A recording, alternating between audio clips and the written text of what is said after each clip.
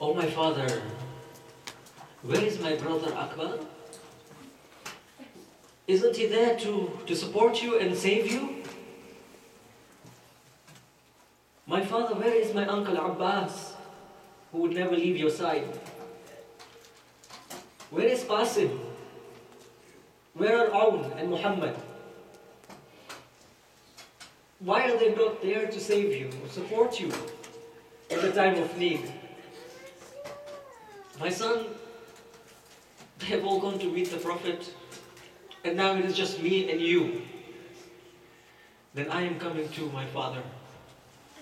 No, Ali, you are sick. You do not come." Imam al-Hussein bids farewell and he leaves.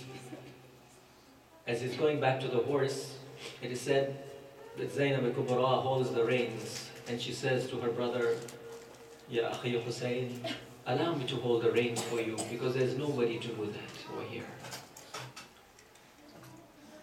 And as he sits back on the horse, just before he goes back, he says, "But Hussein, there is one thing that I have to do before you leave." "What is that?" "Our mother Fatima Zahra has said that I should kiss your neck on the back before I see you leaving for the final time." So she kisses the neck of Al-Hussein, because that is the place where he will be slaughtered. He goes out into the battlefield. And as he's riding out, he calls out to them and he says, "Alayka fi Muslimu." Is there a Muslim amongst you? And at that time Ali comes back out, his son, and says, "Yes, father, I am here." "No, Ali, you go back inside. This jihad is not for you."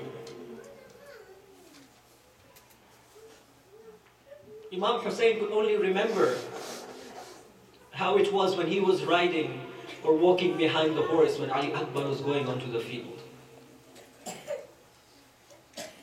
He goes and faces the enemy, every one of them.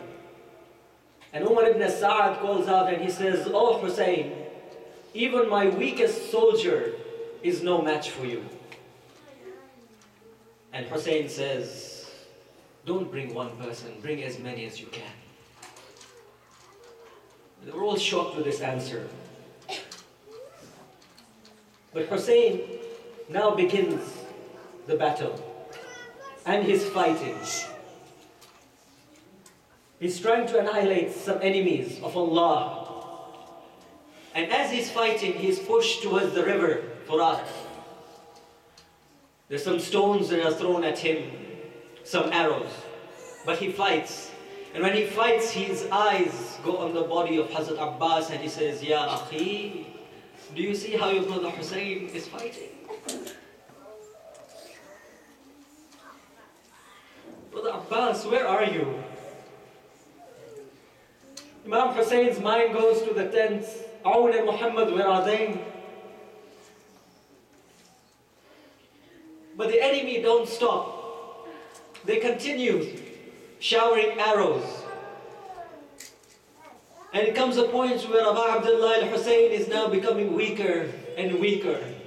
After all, even a godly man can hold on so much onto the horse. Imam Hussein turns behind and he sees that Zainab is looking out from the tent. And he tells Zuljana, "Zuljana, take me to a low place hidden behind a hill so that nobody can see me." Zuljana goes to a place and Imam al-Hussein, the arrows keep on coming to him one by one. And his blessed body, the body of the son of Fatima Zahra and Ali ibn Abu Talib, is pierced with arrows all around. And somebody takes a stone and aims it on his forehead.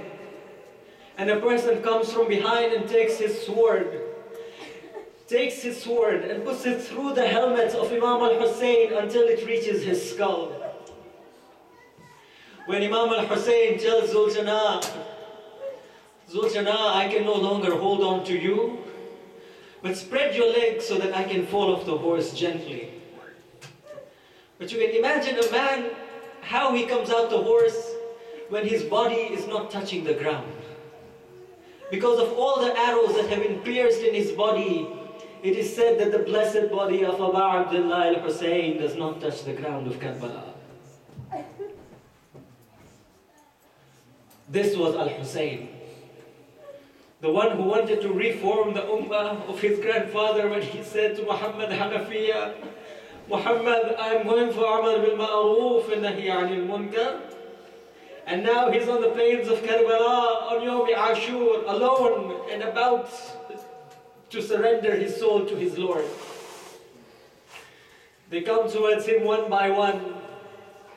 And Imam al-Hussein, it is said that some enemies come to him and he's praying to Allah and he's telling Allah, Ya Allah, I have fulfilled my mission towards you without any hesitation, any faltering, and I have not complained.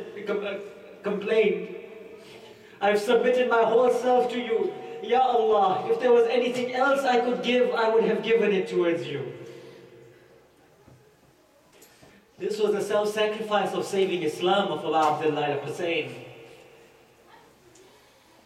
Zainab, of course, is looking from the hill, what is happening to my brother? And she goes on that hill and she sees that Abu Abdullah al-Hussein is now on the plains of Karbala. And she sees two people approaching him.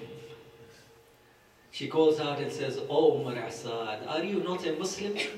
Do you know what you're about to do to the grandson of the Holy Prophet?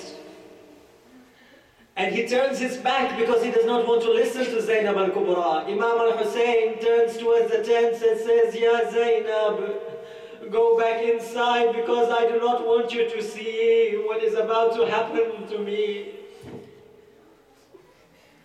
It is said that Shimr sits on the blessed chest of Abu Abdullah al-Hussein.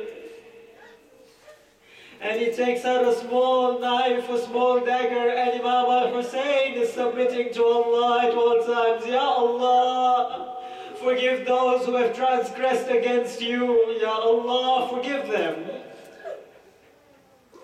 Shimr does not hesitate and he takes the dagger. It is said that he puts the knife onto the side of the neck of Abu Abdullah al-Hussein, the place where Zainab kissed it, where Fatima Zahra requested her daughter to do so. He takes the knife and it is said that as soon as the angels were crying out, Marhaba, Marhaba, the knife was slicing the neck. 13 times it went through back and forth. That it can never happen to any human being. This was the grandson of the Holy Prophet. Zainab had gone back inside and Ali says, My aunt Zainab, where is my father?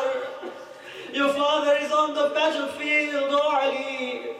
Ali opens the curtain and the first thing he sees is that the head of Abu Abdullah al-Hussein is on the spear. He looks at the face of his father and he says, Assalamu alayka ya Abu Abdullah.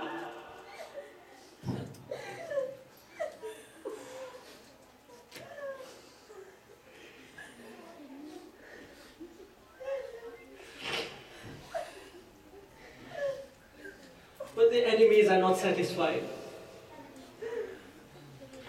The enemies are not satisfied and they are just wondering what they can do now.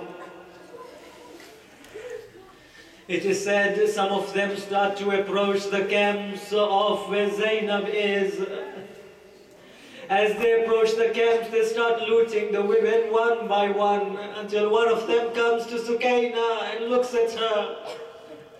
And he starts to look at her and he sees the earring that her father Hussein gave her. He takes the earring and he snatches it from her ear and the earlobes now are bleeding.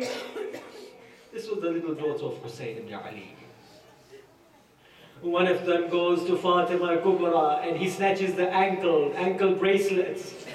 And he is crying when he snatches the bracelets. And she asks him, why are you crying? He says, because what I'm doing is something that I will be punished for. But why are you doing it? Because if I don't do it, somebody else will come and do it to you.